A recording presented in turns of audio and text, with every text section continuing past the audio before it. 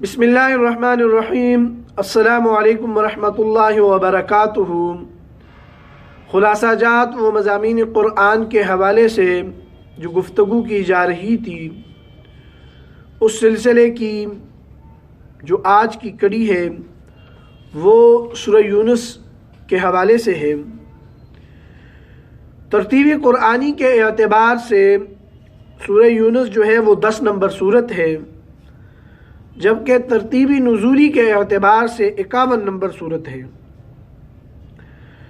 اور یہ سورت جو ہے سورہ اسرائیل کے بعد نازل ہوئی، جبکہ سورہ ہود سے پہلے نازل ہوئی ہے۔ اس میں آیت مبارکہ جو ہے وہ 109 ہے، جبکہ رکوع اس میں 11 ہے۔ تمہید ابتدائی قرآن حکیم سے لے کر سورہ اعراف تک تمام اقوام عالم کو دعوت حق پہنچ چکی ہے۔ اس کے بعد قانون جنگ سورہ انفال میں اور اعلان جنگ سورۃ التوبہ میں کی گئی۔ حاصل یہ ہے کہ اسلام کو جلب نفع اور دفع ضرر دونوں طریقوں کی ضرورت تھی، وہ دونوں بتلا دیے گئے۔ اب مسئلہ توحید و رسالت کا تفصیلی بیان ہوگا، جس کے لیے جہاد کی ضرورت تھی۔ سورہ یونس دعوت الی القرآن ہے، اس کا یہ موضوع ہے، جبکہ سورۃ التوبہ اور سورہ یونس کا جو ربط ہے اس میں 2 تقریریں ہیں۔ نمبر 1، قرآن کریم میں نفی شرک کے سلسلے میں 2 باتوں پر زور دیا گیا۔ اول یہ کہ اللہ کے علاوہ کوئی کارساز اور متصرف نہیں۔ نمبر 2 یہ کہ اللہ کے ہاں کوئی شفیع غالب، شفیع قہری نہیں۔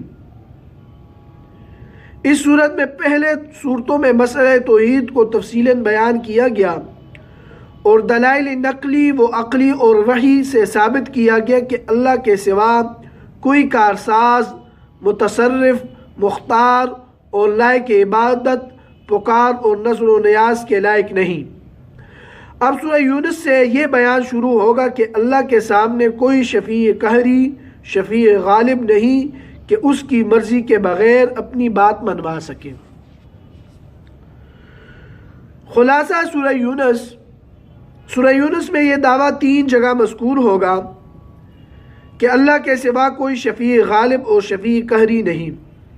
یہ دعویٰ اولاً اجمالاً ما من شفیع الا من بعد اذنہ، یعنی شفاعت انبیاء علیہ السلام اور صلحاء امت کے لیے ثابت ہے، اور آن حضور صلی اللہ علیہ وسلم کو شفاعت کبریٰ کا درجہ حاصل ہے، لیکن اللہ کی اجازت کے بغیر کوئی شفاعت نہیں کر سکے گا اور نہ کسی کو جرت ہوگی۔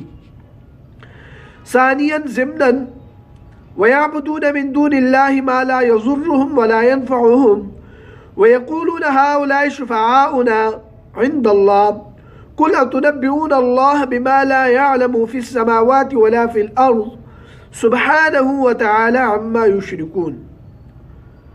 ثالثاً تفصیلاً قُلْ يَا أَيُّهَا النَّاسُ إِن كُنتُمْ فِي شَكٍّ وَهُوَ الْغَفُورُ الرَّحِيمُ۔ ان دعووں پر 11 دلائل پیش کیے جائیں گے، 10 دلائل عقلی اور 1 دلیل وحی ہوگی، یعنی 1 دلیل نفی شرک فی العلم پر اور 1 نفی شرک فعلی پر، اور باقی 8 دلائل نفی شرک فی التصرف پر دال ہوں گے۔ دلائل کے درمیان 3 جگہ دلائل کے ثمرات بھی بیان ہوں گے، باقی اس صورت میں زجریں، تخویفیں، بشارتیں وغیرہ مذکور ہوں گی۔ تفصیل دلائل سورہ یونس۔ پہلی دلیل عقلی، ان ربکم اللہ الذی خلق السماوات والارض فی 6 ایام، آیت نمبر 3۔ دوسری دلیل عقلی، وہو الذی جعل الشمس ضیاء والقمر، آیت نمبر 5۔ تیسری دلیل عقلی، ویعبدون من دون اللہ سے لے کر سبحانہ وتعالی عما یشرکون، آیت نمبر 18۔ چوتھی دلیل عقلی، هو الذی یسیرکم فی البر والبحر سے یہ آیت نمبر 22۔ پانچویں دلیل عقلی قل من یرزقکم من السماء، آیت نمبر 31، دلیل عقلی چھٹی الا ان للہ ما فی السماوات والارض، آیت نمبر 56۔ ساتویں دلیل عقلی قل ارائیتم ما انزل اللہ، آیت نمبر 59۔ آٹھویں دلیل عقلی وما تکون فی شأن وما تتلو منہ، آیت نمبر 61۔ نویں دلیل عقلی الا ان للہ من فی السماوات ومن فی الارض، آیت نمبر 66۔ دسویں دلیل عقلی هو الذی جعل لکم اللیل، آیت نمبر 67۔ دلیل وحی واتبع ما یوحى الیک واصبر حتی یحکم اللہ وهو خیر الحاکمین، آیت نمبر 109 سورت کے اختتام پر ہے۔ انشاءاللہ العزیز اگلی ویڈیو تک انتظار کیجئے۔ وما علینا الا البلاغ المبین۔